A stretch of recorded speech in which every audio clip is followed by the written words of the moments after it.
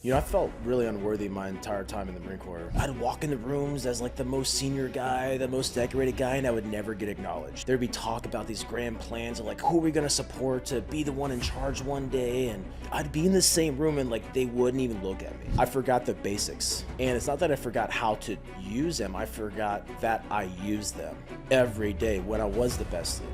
How do I take my life to the next level? How do I take this leadership to the next level? But it's like, it's in the basics. And so what's one truth you wish every man understood? Surrender. Holy crap, surrender. I heard that, I'm like, what does that mean? And I never knew it until I knew it. It doesn't matter about 2 feet in front of me or 1 foot behind. It's where I'm at right now. What do you think men need to hear that they aren't hearing enough in regards to testosterone? You lie to yourself, your blood does not lie.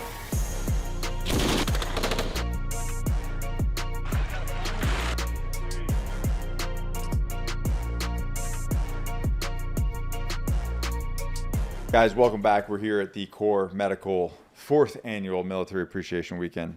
And man, this one's going to be good. My longtime friend, as we've been saying in all of them, you know, these people that are living for more than themselves and building things that are bigger than themselves for a bigger, higher calling and a purpose.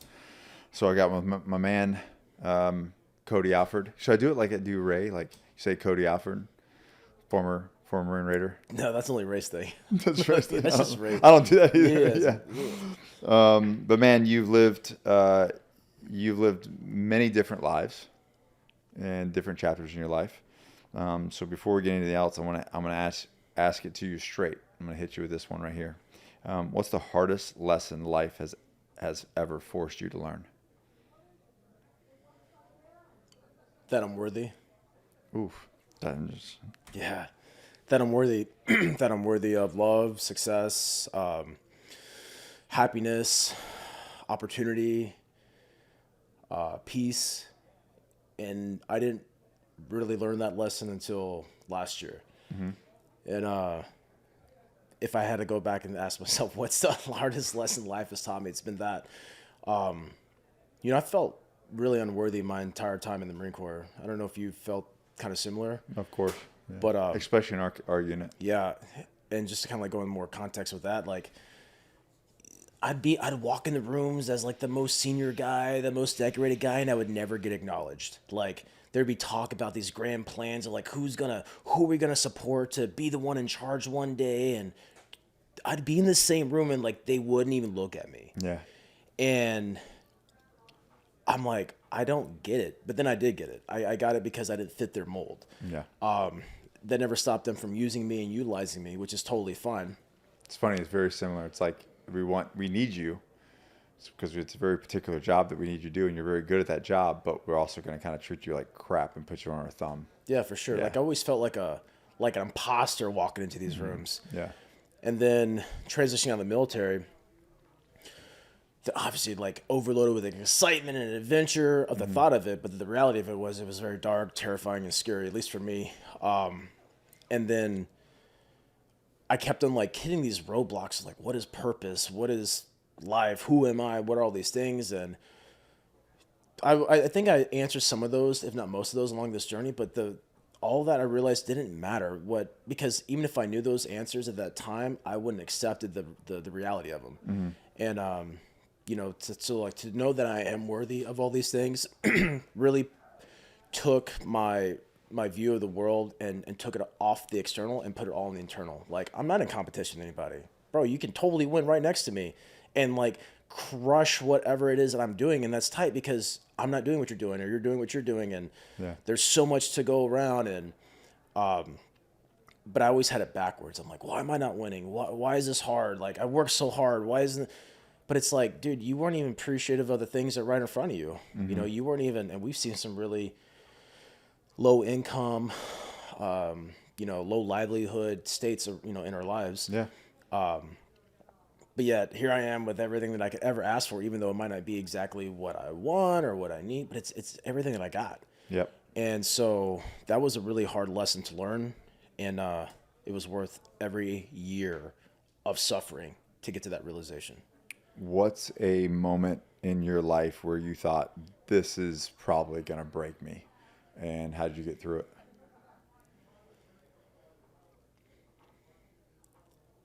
I accepted the fact that if I'm going to choose to bet on me, which helps me feel free, right? That's the only time I feel free is like when I'm like authentically me, like I'm not suppressed, I'm not holding myself back. And I realized that by doing that, it's going to make me want to quit every day of my life. It's going to make me. Yeah, but what was the moment? Where was the moment in the chapters that you were like, oh, like I might have to fold it here? Just in any capacity folded. Fuck, past 8 years of my life, dude. 2 weeks ago, like it never has ended, but it never ended me. Yeah. And so it's more or less like trusting the process. Like it's supposed to be ups and downs. Like it can't just be all good. We would lose sight of the bigger picture if it was just perfect and easy sailing, at least for me. But specific, oh man, all of it. I remember in the van, when I lived in the van, I remember like I had this break where like this anxiety and depression like went away, but it came right back like 45 days later. And it was like even more intense than it was previously. And I'm like, I don't know if I can keep on doing this. And I never had it in me to like quit, like, oh, I'm going to, end my life or Yeah. I'm going to, I mean, of course I've had those thoughts in a past life, but I'm like, man, I chose to fight, but I just didn't realize what I was signing up for. And all the suffering, big and small, have all been like bringing me to my knees. Like there's plenty of times I want to quit and like, dude, even coming to this event, I'm like, man, dude, I have so much stuff to do. I have so many things I'm trying to process right now in my life. And I'm like, oh man, like the side of me says, just cancel this, dude. They'll understand. And everyone would understand. But I'm like, there's a pause in me now where it's like, okay, dude, you know the drill here. This is where growth happens, is when you push past that like limit where you're about to decide I'm not going to do it anymore. And dude, coming out here obviously is like super sick, and like the amount of fill your tanks up. Dude, my tank is so full right now, and it's so funny too because I hang out with a lot of strong people at home, but like hanging around with like people outside of that, getting that different perspective of reality, and you hang out with you the past couple of days, I'm like, bro, I miss this and I need this. But yeah, there hasn't been like one specific thing because I was never going to quit. Yeah. But everything that I've done for the past 8 years, I have wanted to quit. I've wanted to fold. I wanted to give up, but I just keep on going, and somehow it makes sense and it just works. When we talk about leadership and having resilience, that's obviously like we have to have resilience. You just mentioned it. You have to be resilient. But when it comes to leadership, what's something about the weight of responsibility that people don't understand? About leadership, that it's ownership. I think most people, I don't screw most people. I know for me, I was a phenomenal leader in the military. Phenomenal.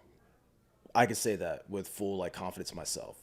But when I got out, I'm like, man, I was the best leader. I was the best leader.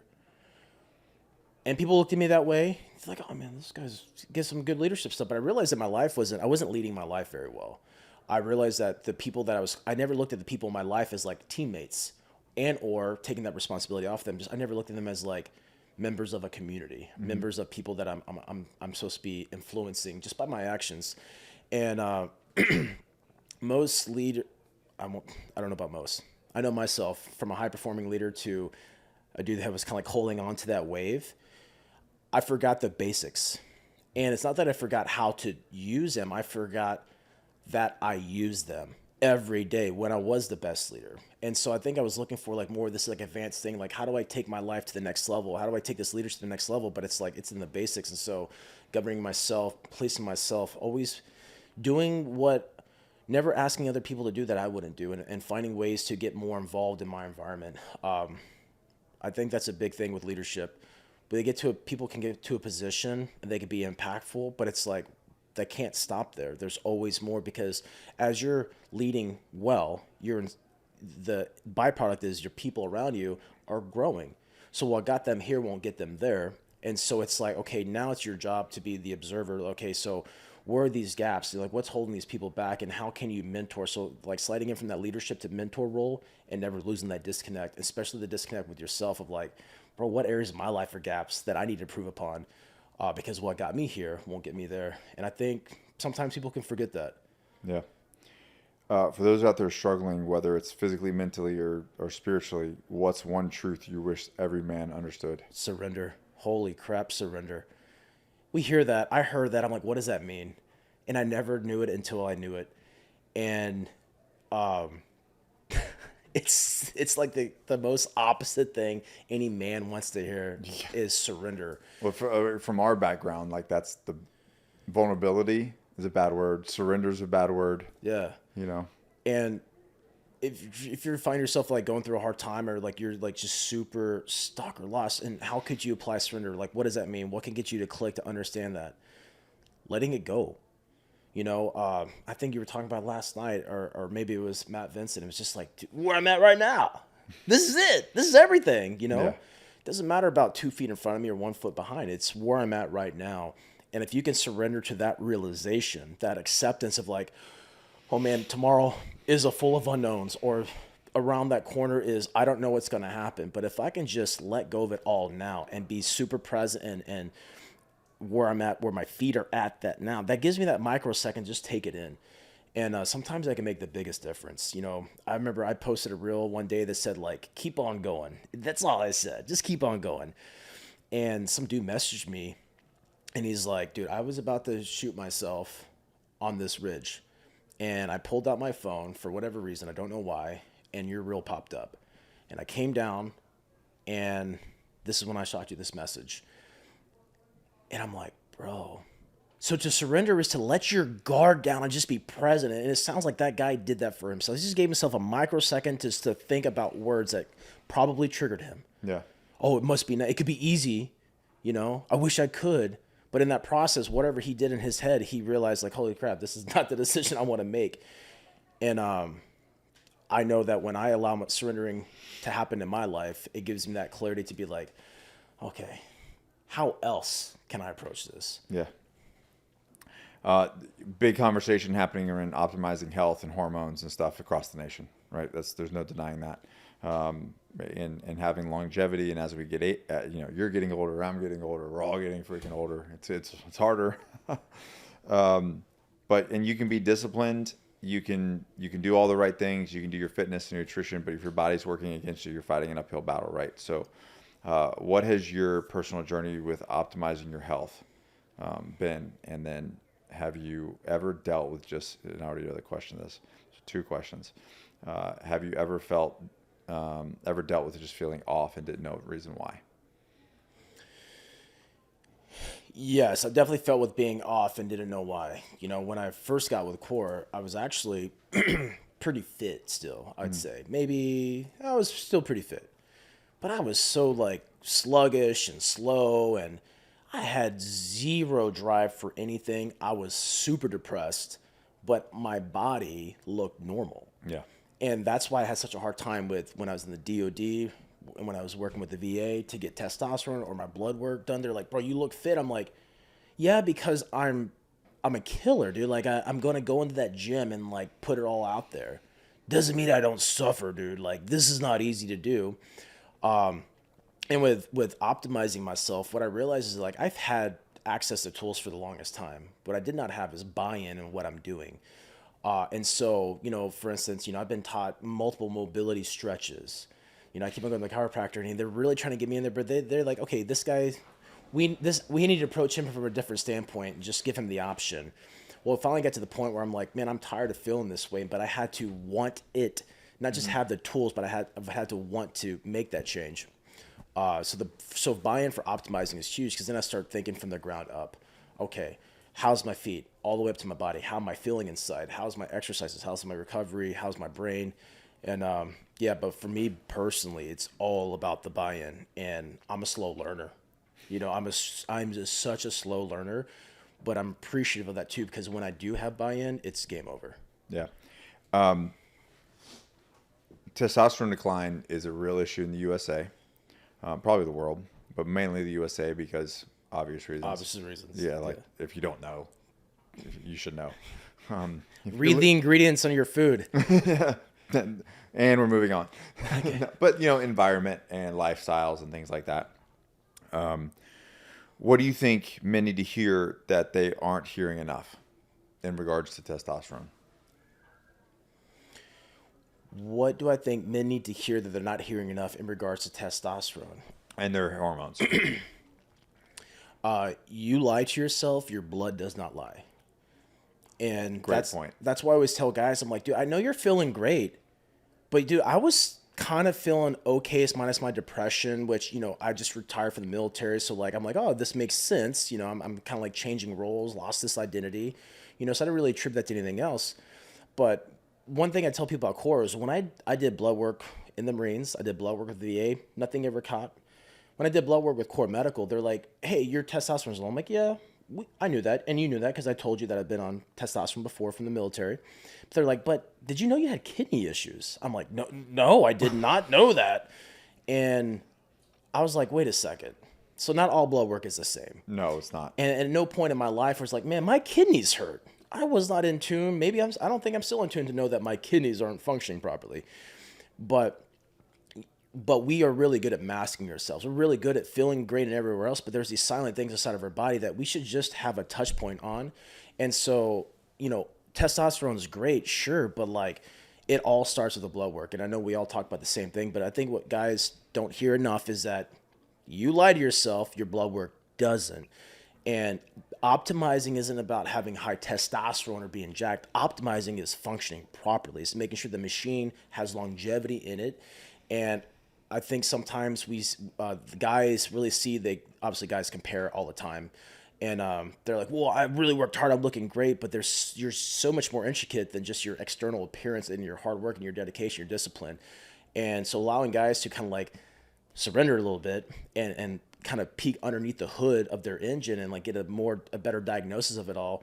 I think a lot of guys are scared to do that. They're like, what if I see something wrong? Well, good. I hope you do. If it does exist, I hope you see it sooner than later because now we can actually do something. And that's exactly what I was able to do 8 years ago when I got with Core Medical because they're like, hey, we already know you had low testosterone, but this is something we really need to address. I'm like, oh my God, yeah. Thank you. So how do you approach training, recovery, and performance now versus back when you were in the teams? Man, grace, dude. Instead of just beating myself up and like, dude, you suck. You got to keep on going. Like I don't suck and I don't have to keep on going ways that don't help me or help me accomplish whatever mission that I'm on. I remember one crazy thing. I was like super meathead in the military. And so like when I got out, I tried to do all these crazy meathead things. I just couldn't do it. My body was like all that inflammation hit me. All these issues started happening and I just couldn't go in with that same mindset. And now growing older and kind of like really analyzing my life, I'm like, okay, well, how else can I do this differently? What am I lacking? So if I'm like hunting, I'm like, dude, I'm really out of breath. I'm like, bro, we need to be more dynamic. You're getting all beach sexy. That's good for your ego and good for you. But like, how can we dive deeper than that? When I shoot all the time, I'm like, dude, my forearms are kind of killing me. I'm like, well, when's the last time you exercised your forearm? Or when's the last time I exercised like a lighter weight for my shoulder reps, for these microfibers that I haven't been addressing because I'm just pushing heavy weight. And so I just analyze what phase of life that I'm in and then how do I need to adapt myself? It's like I'm going on a trip for 7 days. Okay, well, where am I going? That's going to help me to pick my clothes, my requirements. And that's how I've been treating my life now as a civilian, especially now in this phase of life compared to the past 9 years and especially the past 15 years prior to that. So it's that grace to like adapt to whatever your desired goals or your instincts are, vice putting this like unrealistic expectation. Like I have to look a certain way. Well, maybe looking that certain way isn't going to serve your need. And therefore, when you find all that resistance and the lack of recovery, you're not going to really follow through with it. And so it's giving yourself permission to be you and express yourself how you need to through your fitness, through your optimization, through your recovery that works best for you, maybe in that phase of life, and not trying to white label, stamp everything for the rest of your life. I have to do this because that doesn't work for me. Maybe it works for other people. Good luck, but I don't know. I doubt it. Obviously, the military appreciation weekends is more than just getting guys together and having a party. It's about reconnecting with people that have like-minded, purpose, mission-driven mindset, right? So what's been your biggest takeaway from being here this year? Oh, honestly, I kind of feel selfish, bro. Like it was all the blessings that I needed. Just these reminders of just people that are doing these amazing works behind the scenes to impact their life and them just kind of sharing it. I'm like, dude, I do have value. Like I do know what I'm doing. I'm the only one making it difficult. But outside that, like meeting these people that come here, but seeing how brave they are, dude. Like people don't really consider like going to an event brave, but I don't know about you, dude, but like spending money, leaving your family or your home, your home location, getting on a plane or driving in a car for multiple hours to show up to a place that you may only know one person that you maybe never ever met before, dude, that takes a lot of courage. And to see these people here and like, we're all interacting. There's no one above anybody here, that's just been the coolest thing. And it just reminds me even more why it's important for guys like you and I to continue to do what we do, using our voice, using our platforms to not just talk about testosterone, but talk about to transform your life. And it's a multifaceted thing. So what's really cool is seeing these people like, hey, our chef, right? He lost 40 pounds and our chef is a pretty big dude right now. Yeah. He lost 40 pounds. Most big people don't lose 40 pounds because they accept that that's their fate. This guy's over here crushing it and he's all excited and energy and just providing all this value. So seeing these people not only get on a hormone replacement therapy or get their hormones optimized, but like hear their personal journeys of like how they got to this moment, dude, that is just, it's super fulfilling to me, man. It's really rad. When you look around at the men here today, what gives you hope? What gives me hope? That there's other marked men walking around. I was telling dudes downstairs, I can only hang out with you if you're a marked man, bro. What does that mean? Marked man, you got a target on your back. If you're not bold enough to speak your mind, if you're not bold enough to have a belief system, if you're not bold enough to stand for what you believe in, I cannot hang out with you. And there's a lot of bold people here. And the coolest and the crazy thing about it, none of them are hard asses. None of them are, I'm better than you. Mm-hmm. We actually reject those conversations. We reject those crowds. And everyone has the haters, right? I'm just like, yeah, dude, good. That means we're creating waves, and we're not doing it in a way that's just not us. We're doing it in a way that is us. We're just expressing ourselves. And so, to see these other men out here that are just living in their truth, whatever that is to them, dude, it is super inspiring. And it just charges me up because when I leave events like this, I'm just super charged. Like, bro, I can't let any of these people down, dude. Yeah. Because they're relying on my strength to continue. Because if it's hard for me, bro, it's probably hard for them too. But we feed off this. Oh, Nick's still going? All right, bro. Okay, get your stuff together, dude. Let's just keep on going because it's really a war of attrition. Yep. How long can you go before you fold? And that's pretty sick. There's a lot of power in that. For those who aren't here, what's the one piece of advice you'd give them for start building or joining their own tribe of high caliber men? Become what you seek, and what you seek is not necessarily what you think. And bring value. What I've noticed is like when I've seen people that haven't interacted with like high value individuals or high performing individuals, and they come into the fold, they are so used to their skill set being the value or what they do being the value, but that's obviously not the case. It's who they are is the value. And so shifting from like, hey, this is what I do, vice, this is who I am and who you are, that's the biggest gift. And that's what people want, man. People want real G's in their corner. They want real authentic people. And so if you're looking to create your own tribe around you, man, like all you got to do is like step up. There's people waiting for you to lead. There's people waiting for you to like create that thing, but just no one's bold enough yet to do that. Well, dude, that was amazing. You crushed that. And so, ladies and gentlemen, the man, the myth, the legend, Cody Alford. Thank you very much. And we got a party to get to. But before we go, where can people follow you and see all the work that you're doing? Awesome. People can follow me on Instagram at the Cody Alford or on YouTube at the Cody Alford. And that's it, man. And We Defy the Norm, bro. So I have this sick was brand. gonna say, yeah. I got this sick brand called We Defy the Norm, dude. So if you're part of the bold, Go buy my shit. Yeah, dude, go rep it and feel empowered, man. Because when you show up, dude, you're a force to be reckoned with, and people see that real sees real. People are looking for real in this life, and so if you're one of the realists, or you're on your journey to become the realest version of yourself, WeDefyTheNorm.com is a place for you. What's your favorite shirt that you have that you've printed? Oh my God, What does it say? Right now, man, the most powerful one that I have is the kingdom is within. And when I want to fold, when I want to nuclear bomb my life, It's all within you. It's all within me. That's a good one. Yeah. That's a good one. Well, thanks, bro. Thanks for coming on. Thanks for having me. Yeah. Peace.